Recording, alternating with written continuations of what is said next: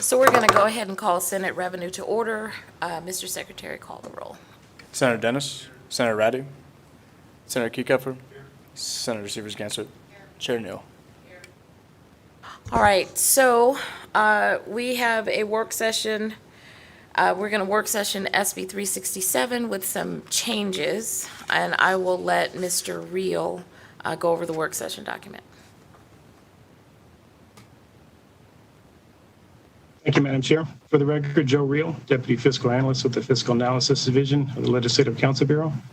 Our work session today is SB 367. This bill removes certain exemptions from the excise tax on live entertainment, sponsored by this committee and heard both on April 6th and on May 20th.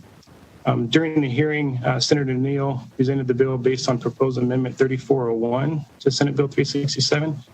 And this amendment would delete the original provisions of the bill as introduced and would instead amend NRS 368A.020 to specify that the term admission charge includes a fee or charge that must be paid to reserve or guarantee the right to pay at the same time or in the future an additional fee or charge in exchange for admission to a facility where live entertainment is provided.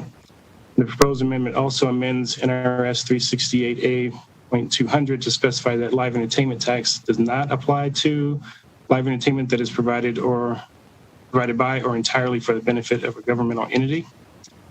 With respect to the amendments, during the hearing, of course, as I mentioned, it was proposed amendment 3401. In addition, Senator Neal proposed the change to add the definition of a governmental entity within Chapter 368A that would mirror the definition that's currently in NRS 372.325. And with that, Madam Chair, I'd be happy to answer any questions. Okay, so thank you for that. So the suggested amendment for the work session will be to delete Section 1, which talked about the bill providing the tax that's applied for the fee or charge that must be paid to reserve or guarantee the right to pay an additional fee. So my proposed change is to strike out Section 1, keep Section 2, keep the definition of governmental entity because that needed to be defined, and then also keep the changes where we return the original language for 7,500 in the bill and where we return the original language for an athletic contest now being continuing to be an exclusion, and the effective date upon passage and approval.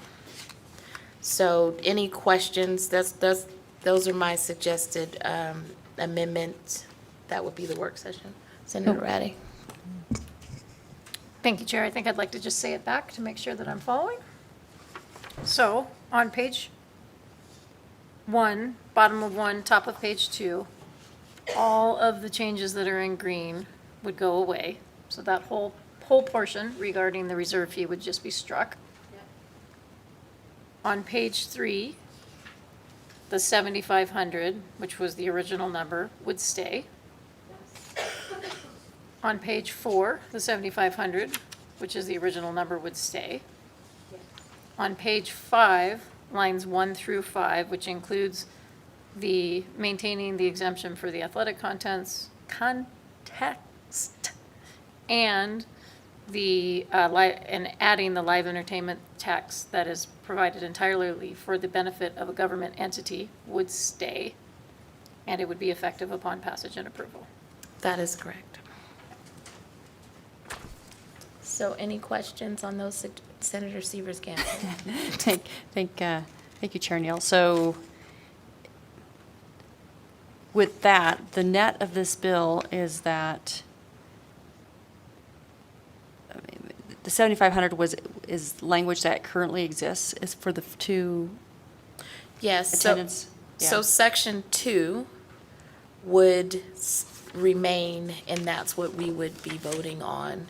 So in the current form of Section 2, and then we would be striking out any of the new green language in Section 1, and then moving the bill with exactly how the amended the amendment 3401 is proposed in section 2. So in the end, is the only additional exemption the live entertainment that is provided by or entirely for the benefit of a governmental entity?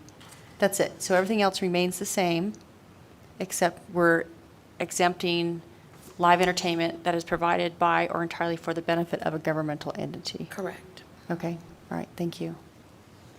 And Madam Chair, if I may to clarify, remains the same as current law. Yes, Correct. as in current law. So the athletic contest by a professional team based in the state is already exempted, Yes, it is. as long as they're playing, right? They're in the contest. Okay, so thank you. I think I can support this. I'm just going to make a reservation once we have a motion, just because I want to see the final bill too. Thank you. Any additional questions? Senator Kekeffer. Thank you, Madam Chair. So, and this might be an implementation question. So the live entertainment that is entirely that is provided by, I would think that's then a comma, or entirely for the benefit of, comma, a governmental entity. So if it's live entertainment that is provided by a governmental entity, how do we decide if who's providing the entertainment? Is it the venue? Is it the promotion company? Is it, I'm trying to figure out, I mean, are we exempting everything that's going to take place in Allegiant Stadium? Because it's a government-owned facility? Mr. Gendon, because my answer to that is no, but, and if I need to Madam make Chair, that this is correction. Russell Gendon. Madam Chair, this is Russell Gendon with the Fiscal Analysis Division. We don't have representatives from the Department of Taxation or the Gaming Control Board here. I would not read the language to be interpreted, and so it would not be my expectation that GCB and or the Department of Taxation would administer it that way. That you're correct, Senator Kekeffer, that the Allegiant Stadium is owned by a governmental entity. But right, if I'm a promoter and I have a concert in there, I'm the one putting it on, and I would be the one that would be benefiting from it, not the Allegiant Stadium. But I think if, say, Clark County decided to put on some kind of event that would otherwise be subject to live entertainment tax as a governmental entity, possibly for the benefit of that governmental entity, then I would think that that would probably be exempt. But I have to be careful here as your legislative staff not doing the job of Taxation or Gaming Control Board, because it may be dependent upon each specific case. But what this is, in a sense, I think, restoring the exemption for governmental entities that existed pre-2015. So that's a good observation and question, but I don't think that's how I would read this, that just because the facility is owned by a governmental entity, that then the event is exempt, because I believe we actually have that occurring in the real world now, that where private parties can use governmental facilities to put on an event, but then it's subject to the live entertainment tax because of the person who's putting it on or benefiting from it. So, Mr. Gannon, I think, but we could solve it by just saying live entertainment that's provided by and entirely for instead of an or. And that just puts it in that very narrow circumstance where it is by governmental entity and entirely for their benefit. That removes the example of you rented out a government facility, but you are a private party, if we change the or to an and.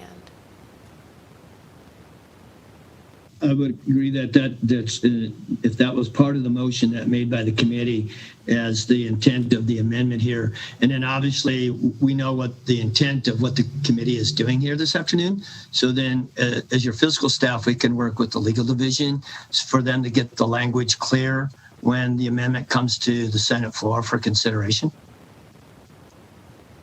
So I would, so in addition to the existing changes, I want to change that on line in section 2 sub P. Yeah. Go ahead. Thank you. So I would be concerned about changing that to and, because I have no idea what type of event we're trying to capture here. I'm trying to picture what government entities are putting on events. But I would not be surprised that if a government entity is putting on an event for the benefit of a government entity, that they wouldn't contract out or have a promoter doing the event, but the proceeds would benefit the government entity. And so I'm concerned if we say that it is by and, that would preclude a government entity from contracting out with somebody to put on the event, even though all the proceeds go to them. And I think that that is what this is trying to get at. So, okay, I mean, I see it differently, because like in Clark County, they have reggae in the desert, they have jazz, and that is, although public comes, it benefits Clark County. Madam Chair? Yeah. So maybe this is an issue over provided by, right? So maybe it's live entertainment that is for the benefit of a governmental entity.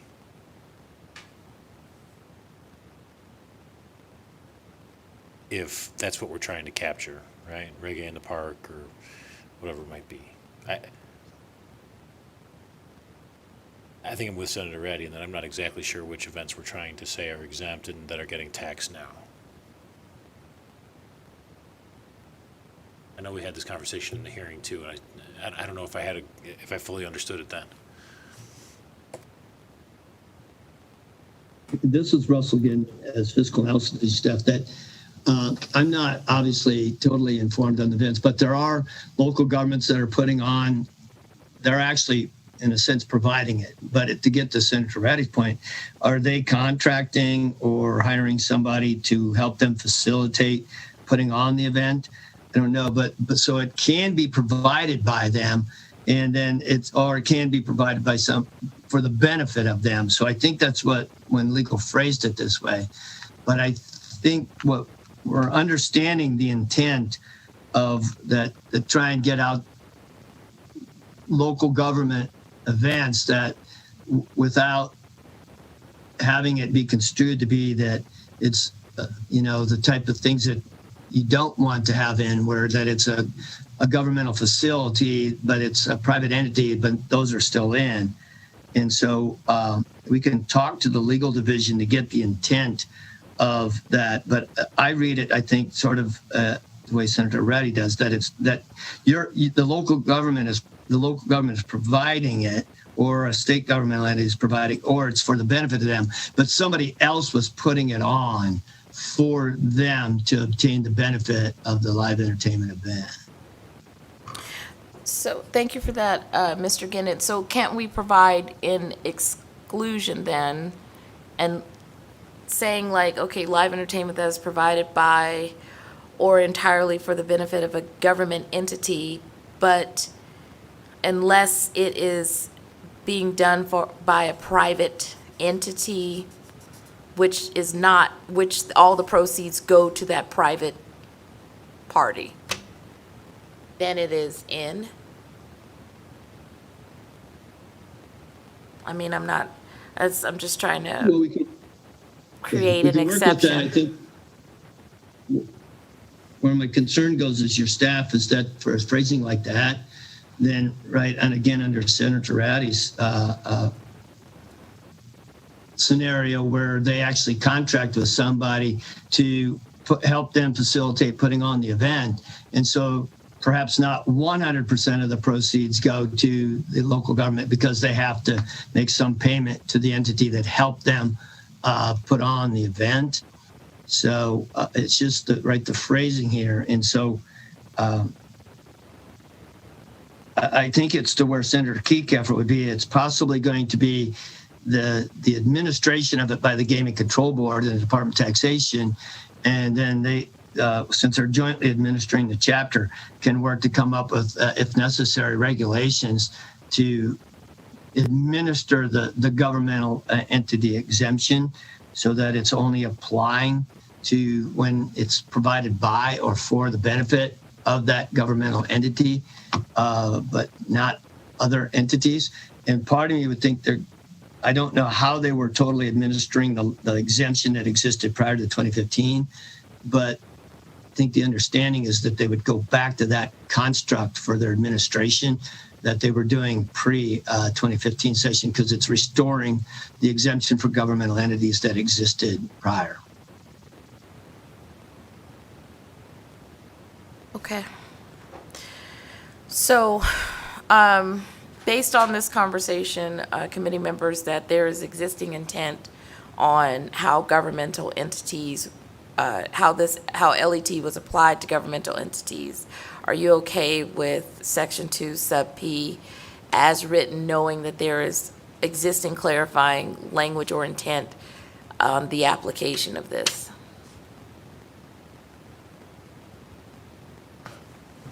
Madam Chair? Go ahead. Yeah, I'd be comfortable moving it out of committee with that language, with that knowledge. I might ask some questions to the Department of Taxation in the meantime and reserve my right to change on the floor, but I think we know what we're trying to do.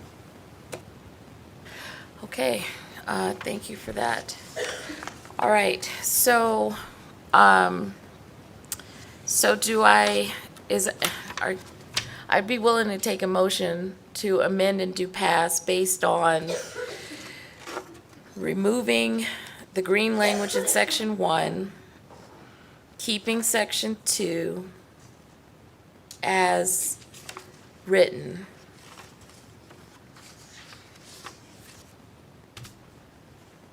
And the definition for governmental entity. That would be the motion. So first from Senator Dennis. I will second with a clarifying question. Okay. To, I'm assuming, also include line 29 upon passage and approval? Oh, yeah, Section 4. Yes, sorry. Second. All right. Mr. Secretary, can you call the roll?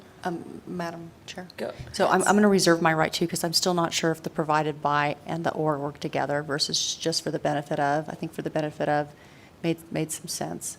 Okay. Because I think you're going to have places where it's going to get caught unintended consequences if you leave the provided by, because there could be a lot of different events that are promoted by local government. I'm thinking of Art Town in Reno, right? So yeah, that's not really local government, but it's kind of all over. But the places that host them, a lot of them are county parks, city parks, and so forth. So it's kind of provided by, but it's not for the benefit of them. So, Okay. thank you.